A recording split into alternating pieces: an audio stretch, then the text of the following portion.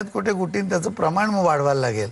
तर ही सगळी जी आहेत मॅरोसॅन आहेत, ब्रह्मलीन घृत आहे, शतानंत आहे, सगळी औषधं घेऊ शकतो मी. यातली सगळी तेलं, या सगळे सिरप वापरू शकतो. ही जी औषधं आहेत ही सुद्धा मी वापरू शकतो. ते सीतोपलादी येते तर सगळे जन्मभर घेऊ शकतात. तर ह्या सगळ्या गोष्टींचा आयुर्वेदातली हीच तर खुबी आहे. आणि विशेषतः आहे की या औषधांना किती दिवस घेतलं तरी नुकसान काही होणार नाही. किंवा आता या ठिकाणी लहान मुलांना छाती धरते किंवा पचनही नीट होत नाही. ते काय छातीत कफ असलं तरी पचन नीट होत नाही. लिव्हर सुद्धा आपण ज्याला फॅटी लिव्हर म्हणतो तर त्यांचं लिव्हर चांगलं काम नाही केलं किंवा बरेच वेळा जन्मतः लिव्हरवर थोडी सूज असते. मोठं झालं इकडे तर मग डॉक्टरकडे नेतात लोक. तर अशा वेळेला त्याची छाती नीट राहावी म्हणून या रुईच्या पानांनी शेकायचं, तेल लावायचं, मसाजचं आपलं येते किंवा आणि मग त्याला ते रुईचं पान गरम करून छातीवर ठेवायची, शेकायचं. तर रुईच्या पानाने शेकता येतं. मुलाला जास्त सर्दीचा त्रास असेल तरी ओवा मीठ अशी पुरचुंडी केलेली आहे, ही गरम करायची, त्याने शेकायचं. बऱ्याच वेळा याच्यामध्ये किंचितसा कापूर मिसळला तर कापरामुळे काय होतं की श्वासाला मदत होते. तुम्हाला तर कल्पना असेल सर्वांना की हा कापूर आहे तो घरामध्ये रोज का जाळावा? सगळ्यांचं लंग्सचं, फुफ्फुसांचं आरोग्य चांगलं राहावं म्हणून. ज्या वेळेला हिमालयात उंचीवर जातो आम्ही, समजा 16,000 फुटावर गेलं तर श्वास जरा कमी पडतो हवा विरळ झाल्यामुळे. तिथे काय करायचं, कापूर घ्यायचा आणि एका कपड्यामध्ये आपल्या रुमालाच्या कोपऱ्यात बांधून पुरचुंडी करायची की श्वास सगळा बरोबर घेता येतो आणि शुद्ध होतो. आणि जो त्रास होतो कमी दाबाच्या याचा तो आपल्याला त्या ठिकाणी होत नाही. या कापूर, मला तर असं लक्षात येतं की शंकर जे आहेत ते हिमालयावर माउंट एव्हरेस्ट म्हणजे कुठे कैलास पर्वतावर, तिथे त्यांना सारखं कर्पूर गौरम करुणावतारम कशासाठी, आणि देवासमोर कापूर जाळायचा हा कशासाठी, ती पद्धत पडलेली आहे की त्या ठिकाणी डोंगरावरती त्यांना कापराची गरज पडत असेल. पण घरामध्ये बरं नॉन इन्फेक्शन आहे, तुम्हाला तर कल्पना आहे, टूथ पावडर मध्ये थोडा कापूर असतो त्यामुळे वरचे सगळे बॅक्टेरिया आणि जंतू मरतात. तर कापराचा उपयोग आहे, त्यांनी पुरचुंडीत थोडं टाकलं, शेकलं की त्याचा वास येतो. शेवटी काय की जर आपली फुफ्फुसं मजबूत झाली की वाचा चांगली होते, पचन चांगलं होतं. हा सगळा केंद्रबिंदू आहे. श्वास कमी पडायला लागला की त्रासाला सुरुवात. ॲस्थमा असला एखाद्या मुलाला जन्मता, मग त्याला श्वास कमी पडायला लागला की काही पचत नाही, मग त्रासाला सुरुवात. तर त्याला श्वास जास्तीत जास्त मोकळा होईल त्याचं औषध दिलं, मग सगळं बरोबर चालतं. आता आपण प्रश्न घेणार आहोत नाशिक केंद्रामधून. नमस्कार, नाशिक केंद्र, तुमचा प्रश्न विचारा. नमस्कार गुरुजी, मी नाशिकवरून कल्याणी प्रदीप येवला बोलते की माझा मुलगा ओजस, तो 2 दिवसाचा असतानाच त्याला प्रॉब्लेम झाला होता. पण ते मध्ये ट्रीटमेंट झाली, भरपूर प्रॉब्लेम झाले. पण नंतर 4.5 वर्षाचा असताना त्याचा MRI केल्यानंतर त्याचं निदान झालं की त्याची लहान असताना शुगर लेवल कमी झाली आणि त्याचा परिणाम त्याच्या दिसण्याच्या बुद्धीवर झाला. पण त्यानंतर मागच्या 8 ऑक्टोबरला त्याला फीट आलं. त्यापासून नाशिक संतुलन केंद्रात त्याची रेग्युलर ट्रीटमेंट चालू आहे. पण त्यानंतर मागच्या 2 महिन्यापूर्वी त्याला चष्मा लागणं, त्याचा खूप मोठा नंबर निघाला. तर मला असं विचारायचं की ही सगळी ट्रीटमेंट तर चालूच आहे, पण तरी सुद्धा मी रोजच्या आहारातून किंवा दैनंदिन दिनचर्येतून त्याला जास्तीत जास्त मी कसं फिट बनवू शकेल किंवा स्ट्रॉंग बनवता येईल याच्यासाठी मला मार्गदर्शन पाहिजे तुमचं. त्यामुळे त्याला तुम्ही सकाळी गरम नाश्त्याला काहीतरी दिलं, उपमा पोहे वगैरे, जेवणामध्ये चांगले पराठा आणि त्याला आवडणारी भाज्या 2-4 ज्या असतील त्यातली की तो जेणेकरून पराठा खाईल, भाजी खाईल, हे लक्षात ठेवायचं. पालेभाज्या खाऊ घाला त्याला, म्हणजे हे झालं त्याच्या आहाराचं. त्याचबरोबरीने गोड द्रव्य जे आहे ते थोडं तरी त्याला पोटामध्ये, म्हणजे जेवणामध्ये शेवटी गोड खातो ना, पण मुलं काय बाहेर गेलं की आईस्क्रीम मागतात, तेवढंच गोड, उरलेलं गोड कधी खात नाहीत. घरामध्ये मात्र एखादा तुकडा करून सुकडी करून ठेवली तरी चालेल, डिंकाचा लाडू ठेवला तरी चालेल, काहीतरी त्याला गोड पोटात जाऊ द्या, म्हणजे ती सगळी जी ताकद आहे ती येईल. त्याच्या बरोबरीने आता त्याला ज्या तऱ्हेचा त्रास आणि तुम्ही सर्व सांगताय त्यात त्याला च्यवनप्राशची खूप आवश्यकता आहे त्याला, आणि तो सुद्धा उत्तम बनवलेला च्यवनप्राश पाहिजे. तर ही 2 औषधं जी आहेत ही त्याची खरे मित्र आहेत. आणि रोज त्याला अर्धा चमचा हा जो सॅन्ड्रोज आहे ते आणि 1 चमचाभर च्यवनप्राश हा तुम्ही आधी सुरू करा. पंचामृत जे मगाशी दाखवलं होतं मी सुरुवातीला, अमृत शतकरा घातलेलं, ते त्याला द्या. आता त्याच्या बरोबरीने त्याच्या मेंदूची काळजी आपल्याला खरी आणि आत्ता हा चष्मा आलाय म्हणजे काय होतं, सुरुवातीला 1-2 महिने डोळे ज्या वेळेला म्हणजे नसांचं दुखणं आहे, तर त्या आतमध्ये ज्या वेळेला दिसत नाही त्यावेळेला ॲडजस्ट करून प्रयत्न केला जातो, पण मग खूप त्रास व्हायला लागला की आपण तपासल्यावर चष्मा लागला म्हणतो. तर आणि तोही एकदम जास्त नंबर मला दिसतोय, अर्थात तुमचाही मला चष्मा दिसतोय, म्हणजे काही अंशी थोडंसं डोळ्यामध्ये अनुवंशिक त्याला दिसतंय. परंतु हे ब्रह्मलीन घृत हे त्याला द्या. तसंच त्याला तिथे बहुतेक जे औषध नाशिकला तुम्ही आणताय त्या औषधामध्ये त्याला अजून याच्याबरोबर ब्रह्मलीनच्या एक गोळी देत असतील, पण ती गोळी नसतील देत तर त्यांना म्हणू की मला मेंदूसाठी म्हणूनची जी गोळी आहे ती खास गोळी औषधाची द्या. आता लहानपणी तुम्ही त्याची टाळू भरलीच असेल, मला खात्री आहे की एक 6 महिनेपर्यंत म्हणजे अगदी कायम 6 महिनेपर्यंत थपथपून चाळू भरायची, चोळायचं आणि जिरवायचं तिथे तेल. आता ते केलं नाही केलेलं असलं तर हे ब्रह्मलीन तेल म्हणून जे आहे ते ब्रह्मलीन तेल तुम्ही घ्या. हे हे ब्रह्मलीन तेल आहे आणि या ब्रह्मलीन तेलाला घेऊन रोज त्याची टाळू भरा आणि आंघोळ झाली की 2 बोटा एवढं तेल घेऊन थोडं चोळायचं, म्हणजे त्याच्या अंगावर येत नाही ते तेल, डोक्यात दिसत नाही. रात्री झोपताना मात्र हातावरती तळहातावर तेल घेऊन थपथप थपथप करून चोळायचं बरोबर ते तेल. तर अशा तऱ्हेने तुम्ही सुरू करा आणि त्याच्या बरोबरीने नाकामध्ये हे नस्यसॅन जे तूप आहे तर ते जरा कोमट पाण्यात ठेवायचं, पातळी होतं, आणि मग 2-2 थेंब रात्री झोपण्यापूर्वी टाकायचे. हे तुम्ही करा. 3 महिन्यानंतर कळवा, दवाखान्याच्या थ्रू माझ्यापर्यंत येऊ दे, कारण जरा अवघड झालं आहे लहान मुलाला, तर आपण त्याच्या बरोबर मागे लागून, नाहीतर त्यासाठी मग आमचं आशिष म्हणून औषध आहे ते लागू पडतंय का किंवा त्याच्यात काही बदल आहे का ते करून मी तुम्हाला देईन.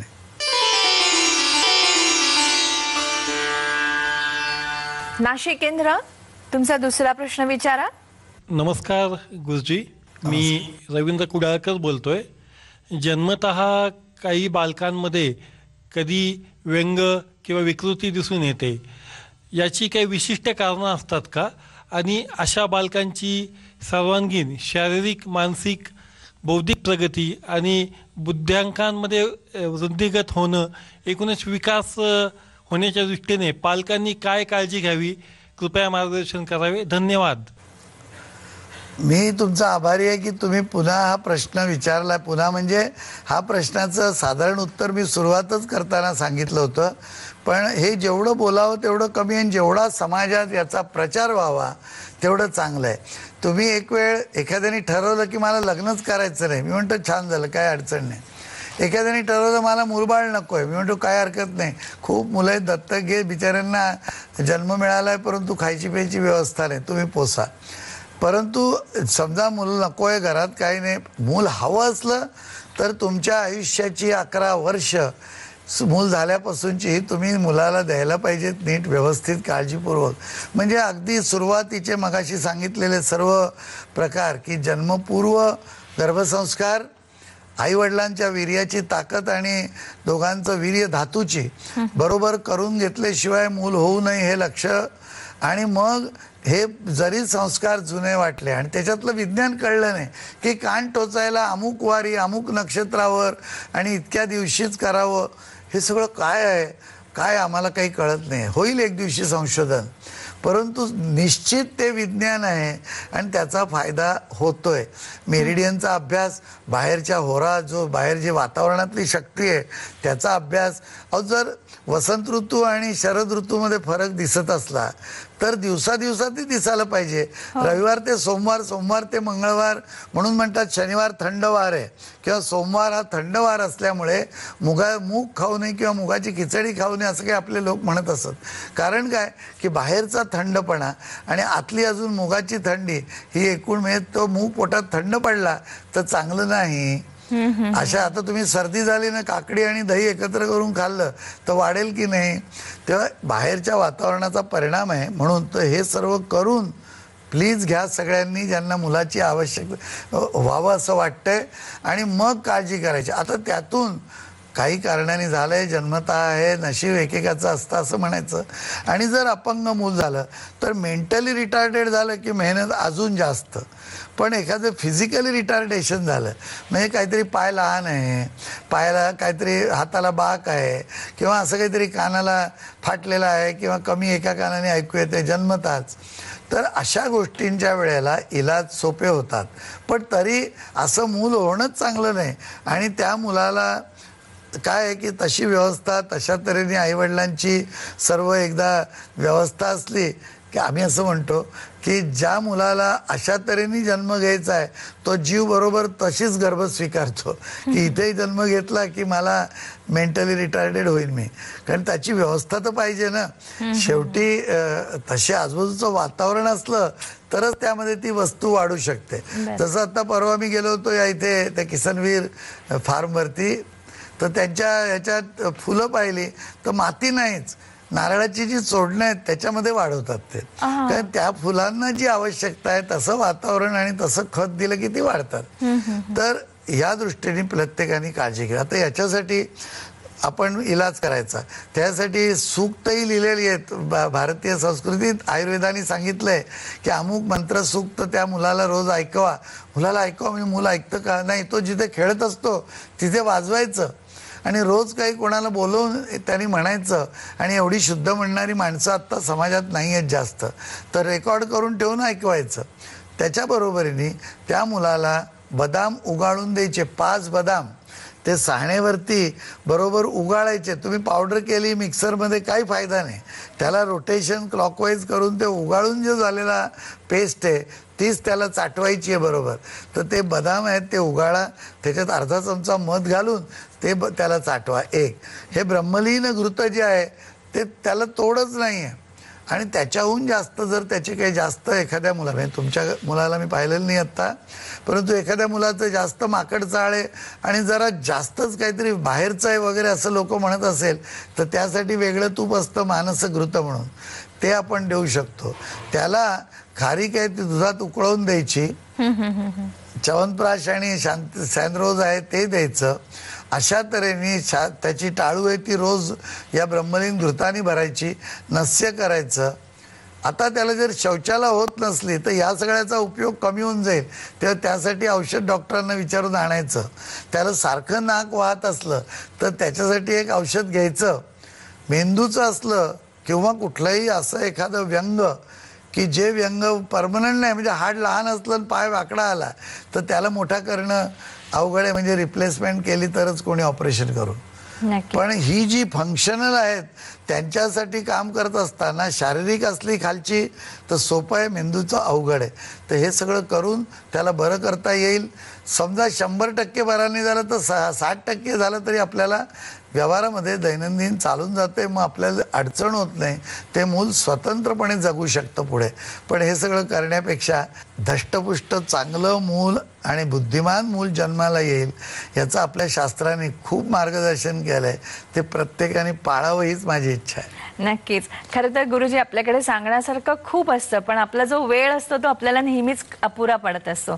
तर मला जाता जाता हेच विचारायचंय की समजा आपण पूर्णतः दैनंदिनी पाहिली की बालकाचा जो विकास आहे तो जो योग्य पद्धतीने व्हावा असं प्रत्येक पालकांना वाटत असतं, त्यासाठी आईचा सहभाग जास्त असतो. तर सुरुवातपासून म्हणजे बाळ उठल्यापासून ते बाळ निजेपर्यंत हा जो दैनंदिन जो विषय आहे तो त्यांनी आपण कसा कोणत्या पद्धतीने घेतला पाहिजे? म्हणजे आईवडिलांनी लवकर उठलं मुलं लवकर उठतात, त्यांनी बसून खाल्लं टेबलावरती तर मुलं मग ब्रेकफास्टची सवय लागते. आईवडिलांनी बाबा मला आता नको उशीर होतोय मी नंतर काहीतरी खाऊन घेईन कुठेतरी एक सँडविच असं केलं की मुलांनाही तशा सवय लागतात. मी म्हटलं ना 11 वर्ष तुमच्या आयुष्याला वळण वेगळं द्यायला लागेल आईवडिलांना, तर ती मुलं सगळी संस्कारात बरोबर येऊन जातील. तर आपल्याला मुलबाळ आहे त्याचं कल्याण व्हावं म्हणून थोडंसं त्याला सवयी आणि भलते लाड करत बसलं, हे लाडवलेली मुलं जी आहेत ती नंतर समाजात नीट टिकत नाहीत, मग प्रत्येक वेळी रडायची वेळ येते. म्हणजे काय कोणी बोललेलंही सहन होत नाही की रडला, काही काम हातून होत नाही म्हणून रडायचं, पैसे नीट मिळत नाही म्हणून रडायचं, धंद्यात चूक झाली म्हणून रडायचं. तर सुरुवातीला डिसिप्लिन लागायला लागते. एक दुसरं कसं आहे की घरामध्ये थोडंसं श्रद्धेचं वातावरण ठेवायला पाहिजे.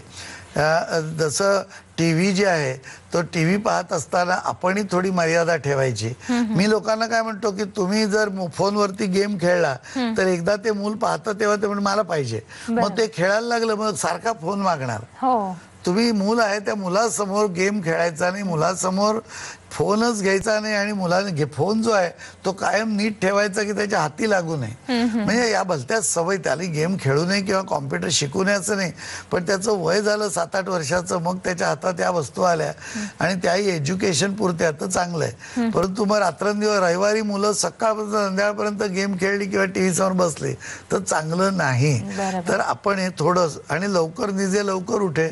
रात्री जर आईवडील नाही लवकर झोपले, बरं लवकर नसेल झोपायचं तर मुलांना वर जायचं, वर म्हणजे जिथे बेडरूम असेल जायचं किंवा झोपायची खोली ते झोपायचं. कोणी म्हणाल आमच्याकडे आम्ही बाहेरच्याच खोलीत झोपतो तिथे टीव्ही आहे, मग हमखास टीव्ही बंद करायचं आणि झोपायचं. आणि मुलं झोपल्यानंतर मग जाऊन शेजारी पाजारी मैत्री असली तर ती जाऊन टीव्ही पाहावा. मी असं म्हणेन मुलं असेपर्यंत काही काळजी घ्यायची, अन्न चांगलं प्रेमाने शिजवायचं. उगाच आपले करिअर करण्याच्या पायी अन्नाकडे हेळसांड केली, बाहेरचं आणलं, रोज संध्याकाळी खायला बाहेर मुलांना नेलं तर मग त्रास होऊ शकतो. नक्कीच. आणि गुरुजी, लहान मुलांच्या कानावर जे आपण म्हणतो की सतत चांगली गोष्ट पडली पाहिजे, तर यासाठी गर्भसंस्कारामध्ये आपण संगीताचा उपयोग करतोच, पण मूल जसं जसं मोठं होतं तसं आपण काय केलं? आपल्याकडे महाराष्ट्रात समर्थ रामदास स्वामींनी आखाडे सुरू केले, व्यायामशाळा आणि हनुमानाची उपासना सुरू केली. का? कारण मुलांनी बुद्धिवान आणि बलशाली व्हावं आणि प्राणशक्ती येते त्याची होतप्रोत असावी, हे हनुमानाचं प्रतीक आहे. त्यामुळे हनुमानाची उपासना आणि त्याच्याबरोबरीने हनुमान हा रामभक्त आहे. राम म्हणजे काय? त्याची जाणीव आणि त्याचं लक्ष, कॉन्सन्ट्रेशन. तर याच्यामध्ये रामरक्षा आहे, हनुमान चालीसा आहे किंवा ज्या हनुमानाला उपयोगी अशी आम्ही मुद्दामी बनवली. सगळ्यांना सांगतो की एकदा मूल मोठं म्हणजे मूल जन्माला आल्यानंतर घरात हे चालवा. आमच्याकडे तर आता घरामध्ये नाती आहेत 2 ठिकाणी, हात धरून घेऊन जातात आजीला आईला कोणाला तरी की आता मला लवकर रामरक्षा ऐकव म्हणजे मी झोपायला जाणार आहे. तर एकदा रामरक्षा म्हणायची आहे आणि अंथरुणावर पडून तरी बाजूला रामरक्षा म्हटली तरच झोपायचं, सवय लावून ठेवली, मग त्या मुलाला दचकून उठायचा प्रॉब्लेम नाही, काही नाही. तर त्यासाठी आपण ही सीडी बनवलेली हनुमान, ह्याच्यामध्ये हनुमान चालीसा आहे, बजरंग बाण आहे, म्हणजे हे सगळं आहेच. हनुमानाची आरती आहे, हनुमानाचा मंत्र आहे आणि रामरक्षा आहे. खरं तर अतिशय उत्तम गोष्टी अशा असतात की ह्या लहान मुलांनी केल्याच पाहिजेत.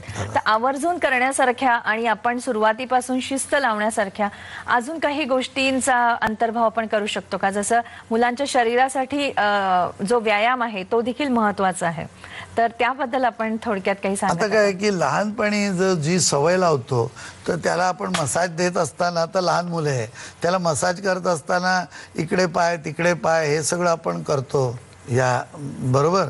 त्याच्या बरोबरीने आपण काय अंगाला तेल लावतो. मुलांना जरी सवय ठेवली तर एक चांगलं आहे. मग आपण काय नमस्कार सुरू करायचे, सूर्य नमस्कार एवढा दुसरा व्यायाम चांगला नाही. तर मुलांना व्यायामाची सवय आणि आवड लावली तर त्याच्या एवढं उत्तम काही नाही. आता आपण व्यायाम तर करवतात बरेच लोक, मग काय म्हणतात त्याला बॅडमिंटन मध्ये घातलाय, त्याला टेनिस मध्ये घातलाय. योग आणि व्यायाम वेगळा आणि टेनिस वेगळं. तर या दृष्टीने आपण काळजी घ्यायची. खूप सांगण्यासारखं आपला वेळही तेवढा. बरोबर आहे. आज आपण इथेच थांबत आहोत. पुन्हा आपण भेटणार आहोत एका नवीन विषयासह. तोपर्यंत नमस्कार.